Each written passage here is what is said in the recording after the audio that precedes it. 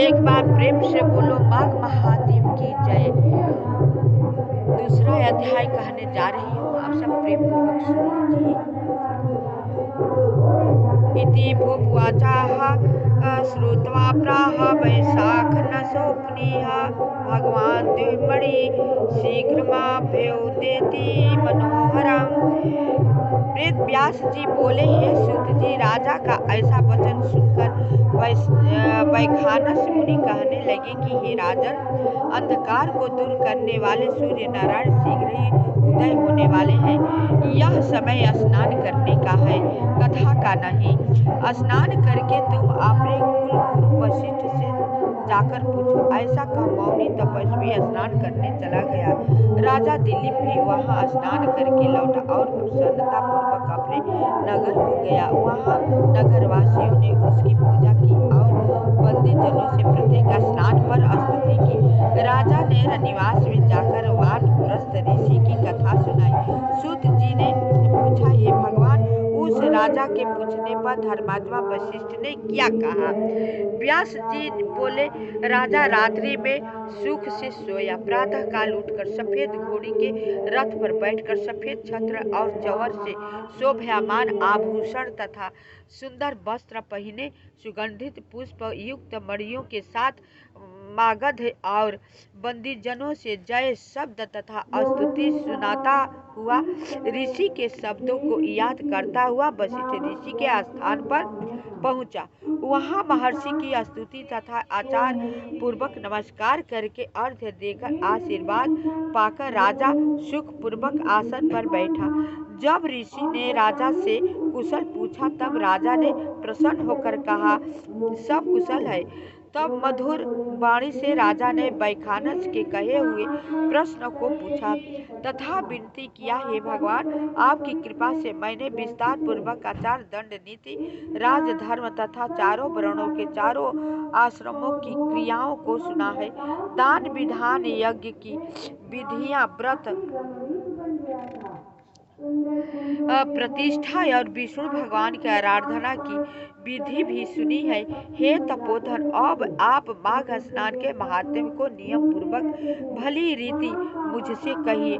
वशिष्ठ जी बोले, हे राजन, आपने दोनों लोकों के कल्याण करने वाले मुनि तथा वनवासियों के भी अंतःकरण को पवित्र करने वाले इस माघ स्नान के बारे में पूछा है, सो सुन। हे राजन, स्त्रियों के ऋतु भोग से जो अखंडित है, अग्नि यज्ञ दानादि तथा कुआं आदि खोदवाने से रहित हो, जो मनुष्य वर्ग गाय, भूमि, तिल, वस्त्र, सुवर्ण, धेनु, अन्न, घोड़ा इत्यादि का दान करने की त्रिरात्र कठिन चंद्रवत तथा पराक्रम द्वारा अपने शरीर को बिना पराक्रम किए स्वर्ग प्राप्त करना चाहते हैं, उन्हें सदा माघ स्नान करना चाहिए। ऐसा करने से मनुष्य अवश्य ही पुत्र पौत्रों से युक्त वाला तथा राजा होता है।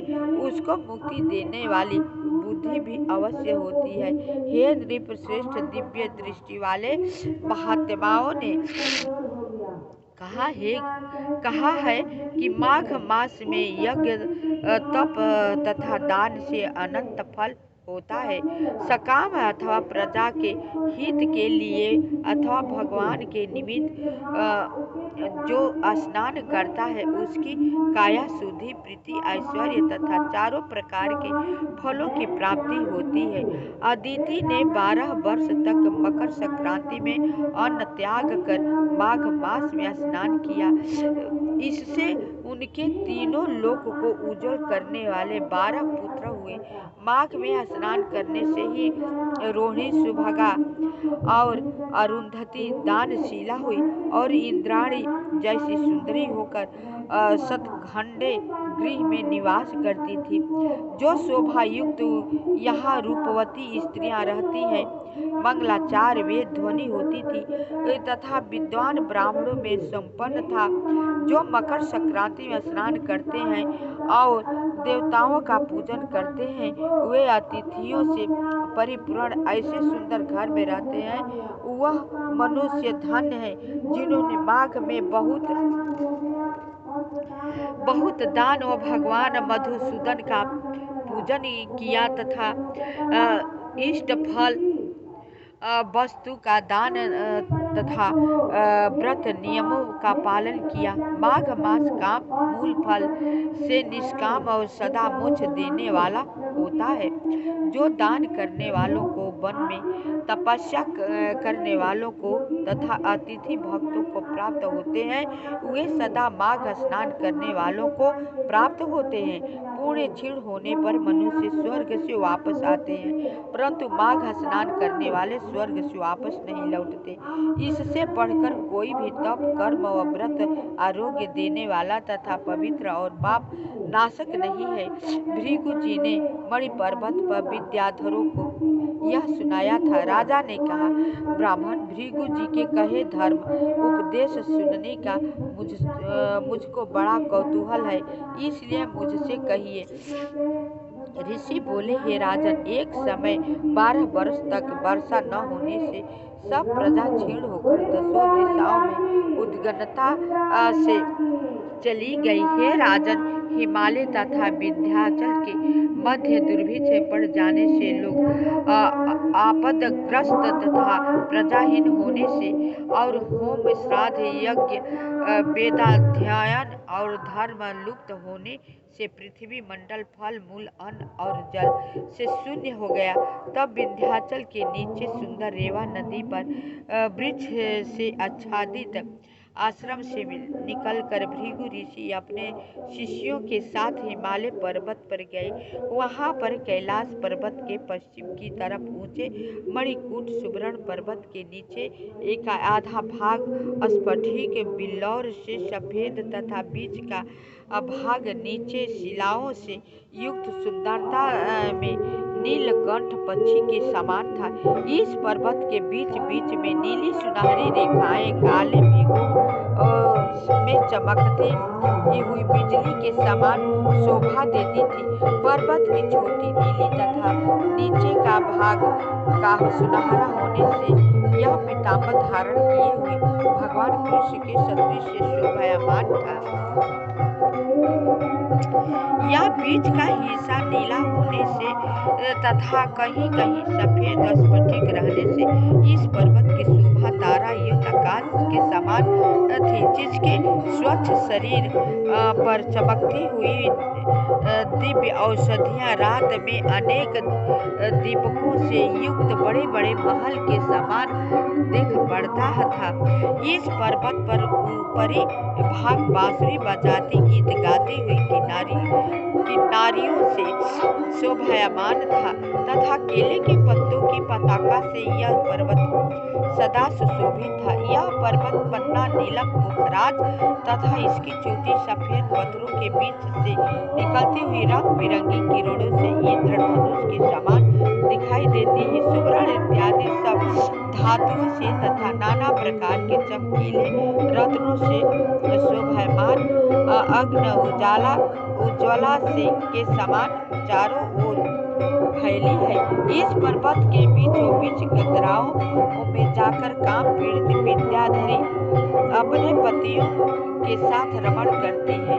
प्राणायाम करने वाले सब क्लेशों को जीते हुए वैरागी लोग इसकी गुफाओं में दिन रात ब्रह्म का ध्यान करते हैं।